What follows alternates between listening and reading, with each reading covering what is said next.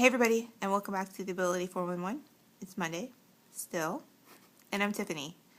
So I'm sorry for posting another late video, but I was pleasantly surprised by my little baby cousin, Jess, who popped in from Florida to visit her sister, my other cousin, Brittany, and they decided to come up and visit me.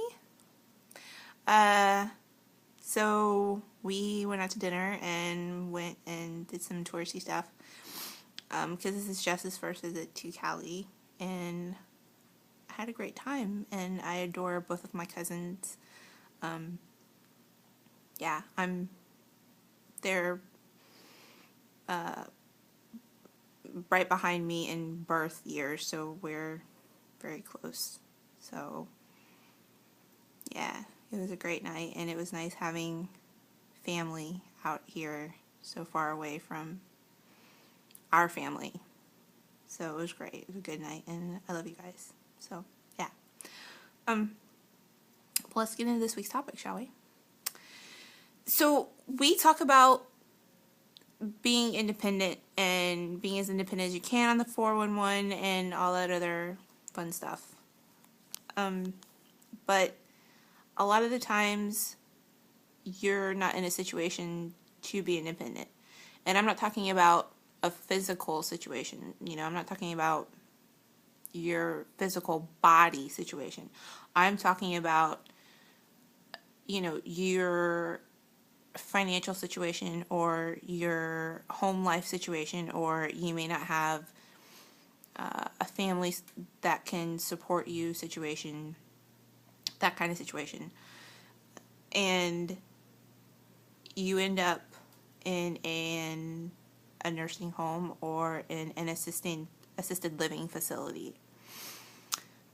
We really wanted to address that on the 411 because I think so many times that happens to individuals, and not only older individuals but younger individuals. I can't tell you how many times I go to assisted living facilities and there are teenagers or people in their 20s and 30s, and I still consider that young, living there. And it's not,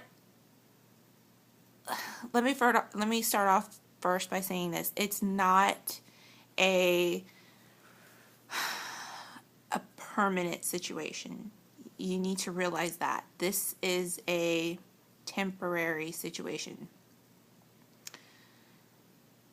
It's the stepping stone for where you need to be going.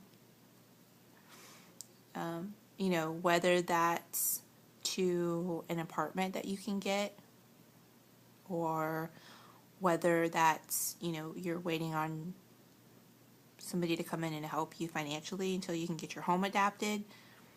I don't know. But a lot of times when somebody goes into a nursing home, they see that as, this is going to be my life. This is going to be my life forever.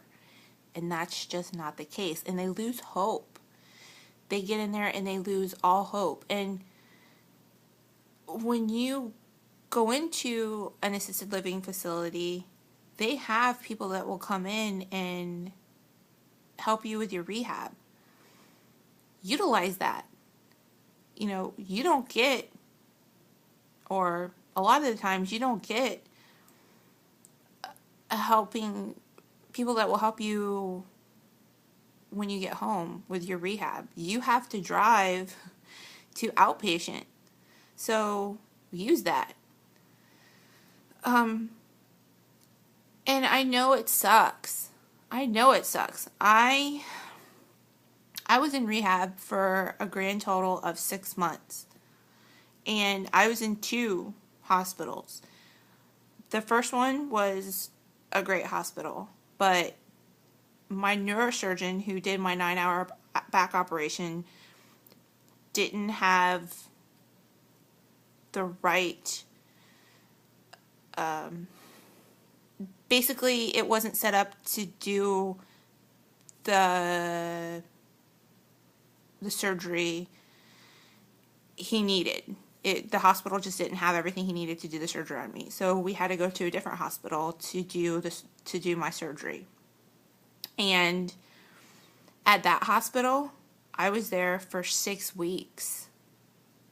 And that hospital, it wasn't as near as nice of a rehab facility as the other hospital. So basically, their little rehab ward they had was more for people that had broken their hip or broken their, their leg or whatever. And it was more for elderly people. And the rooms were tiny, and there were 2 people in a room. And you have to realize that I had just came from a nice rehab facility where the rooms were huge and I was the only one in there, and I could have somebody, like a family member, sleep in the room with me, and now I didn't have any of that. I was sharing a room with a stranger. I couldn't have my family member stay there, and I was still paralyzed and helpless. I had to call on strangers to help me if I needed anything. And I was freaking out. I didn't know what to do. And here I was, basically in a nursing home. And I was like that for 6 weeks. For 6 weeks, almost 2 months. So I know what it's like to kind of give up. I had to struggle through that feeling like I'm never going to get out of here. I'm never going to know what it's like to be able to go shopping with my friends again and be a 19-year-old, because at the time I was 19, and I had to listen to when my friends came in and were telling me about going on dates and going to the movies and all that other kind of stuff, because that's what 19-year-olds were doing, or packing to go back to college, because that's what kids were doing at 19. And here I was laying in a hospital bed next to an elderly person with rods coming out of pretty much every part of my body, from here down, people, because this is all metal. This is all metal, and the majority of my back and hips all metal. So, but where I'm going with this is, even though you're in what might seem like a bad situation now, even though you might be in an assisted living facility, or there I go again with a cough. Even though you might be in an assisted living facility or a nursing home, think of it as a way to get yourself better. Use this time to think about what you want to do with your life, where you want to see yourself in a month or 2 months or 3 months, and focus on the positive instead of the negative. And just don't see it as a permanent solution, as a permanent situation. Just see it as a temporary situation, because that's what it is. It's not going to be your forever. I'm so sorry. So that's what I have to say about this week's topic, and I'm not even going to try to get my water. And it does get better. You just have to know that it does, and you have to put your mind to it, and keep rehabbing and keep progressing daily, and don't give up, because only you can get your body better. People can come in and be like, don't give up, don't give up, don't give up. But this is what's going to make it or break it. So that's my advice this week. And I'm sorry for the late video. And I'm sorry for coughing and hacking on you guys again. Oh, my goodness. I'm going to go get some Mucinex or something. Alright, guys. I will see you next Monday. And have a great and beautiful week. Bye, guys.